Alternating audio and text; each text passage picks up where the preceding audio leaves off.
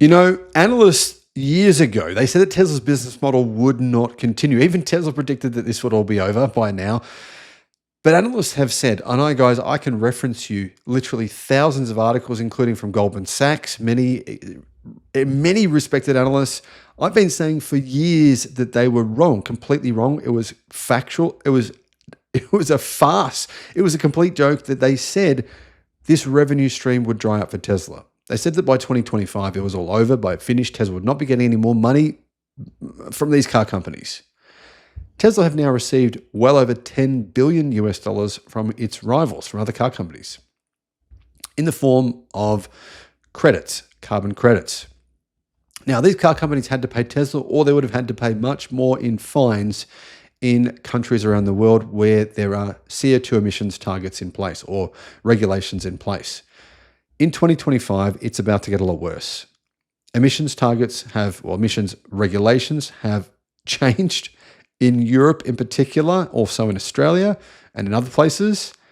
And the gravy train for Tesla is not slowing down, it's accelerating.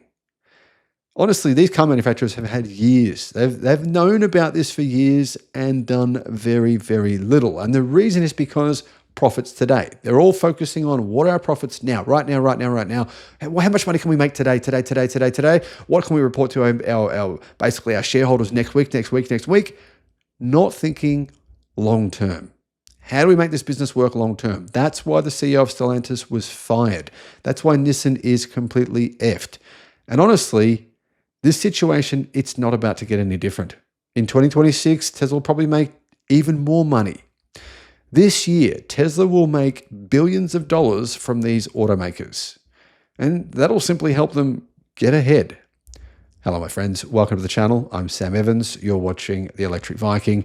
Great to have you with us. Yes, guys, I'm very aware of the current political climate. I realize that a positive Tesla news article will certainly alienate some people, but I like to report the news. Maybe I'm autistic. I don't know. Guys, I don't really care if people hate Tesla, if they hate Elon Musk, whatever. That's your thing, right? In my opinion, Tesla only sells electric cars. The more vehicles they sell, the better off you all are. The less crap you're breathing into your lungs, the less likely you are to get cancer, less likely my kids are to inherit stuff. You know what I'm talking about, right? Yeah, so to me, this is good news. It forces automakers to go, well, I don't like the fact we're giving away billions of dollars to our rival in order to help them build more factories. And anyway, it was reported today by Teslarati and other news sources that based on EU filings, automakers will plan to pool carbon emissions with electric vehicle maker Tesla to comply with the European Union's 2025 rules on CO2 emissions. Now, Stellantis should be fined by the SEC. All these car companies should be fined by the SEC for lying in various ways. General Motors, Ford, they all lie constantly. And I can, if you don't believe me, send me an email and I'll send you examples of them lying constantly about all kinds of things. But they lied about one thing. Stellantis is the most recent example I can think of. Stellantis said, we will not pay Tesla any money for carbon credits to pool emissions with Tesla in 2025. They did say that. The CEO said that. Well, he's been fired now, so maybe they can just blame him and say, yeah, he was a liar. We fired him for that reason. Anyhow, Stellantis, Toyota, Ford, Mazda, and Subaru will pool their CO2 emissions with Tesla. Volvo, Polestar, and Smart will pool their carbon emissions with Mercedes. So the reason that Volvo, Polestar, and Smart are doing that is because Mercedes is part owned by Geely. Geely is the parent company of Volvo, Polestar, and Smart. So basically, Geely is helping out its little brother, Mercedes-Benz. Now, getting back to Tesla. Tesla have made more than $10 billion in profits simply by pooling emissions. They're calling it pooling emissions. That's just a politically correct way of saying those companies, Stellantis, Toyota, Ford, Mazda, and Subaru, will have to pay Tesla or face enormous fines in Europe. According to the European Union's official website, its new CO2 emissions rules from 2025 to 2034 are this. Cars, 93.6 grams per kilometre, CO2 per kilometre.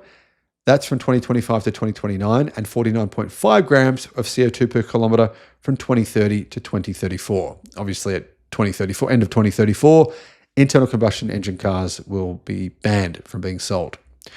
Vans, 154 grams of CO2 per kilometre from 2025 to 2029, and then from 2030 to 2034, 90.6 grams of CO2 per kilometre. Car manufacturers that exceed those emissions targets, those EU emissions targets in a given year, will face a penalty. Automakers will pay an excess emissions premium of 95 euros per gram per kilometre for each new vehicle registered in that year, which is a hell of a lot of money. Car makers can form a pool to meet emissions targets, but must respect competition of law. They're not permitted to pool between car and van manufacturers. Anyhow, this is the point.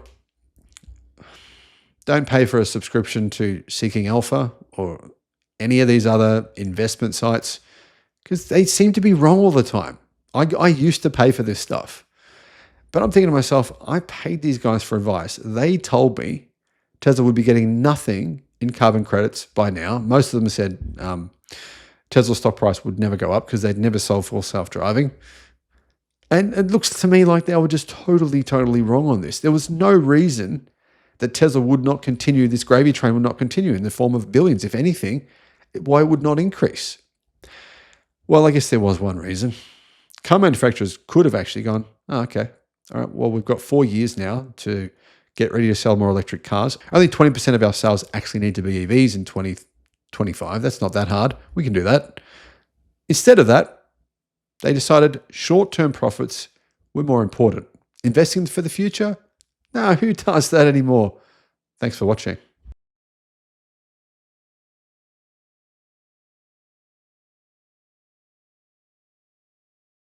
We all know that electric car sales are blowing up in China. Everybody knows that. It's old news. But a lot of people still think EV sales are going down in America, when in fact that's not correct. EV sales increased again in the month of October. We have sales data. We have data for the best-selling EVs in America, the top 10 EVs. Some of them are, to me, a bit of a surprise. I'm curious to know what you guys think of this top 10. Here's the list. But first, hello, my friends. Welcome to the channel. I'm Sam Evans. You're watching The Electric Viking. I want to thank the new Patreon members that have come on board recently. If you'd like to join us, I'll put a link to our Patreon page and also our YouTube member page in the description. More than 101,000 electric cars were registered in the US in October. 101,000, more than that. Now, that's in spite of Tesla sales dropping by 1.8%. However, there is a real positive takeaway from this, and I think most of you will agree, some of you might not though. We're constantly hearing about this so-called EV downturn, how automakers are changing their electrification strategies because consumers aren't consuming their EVs, which is kind of true.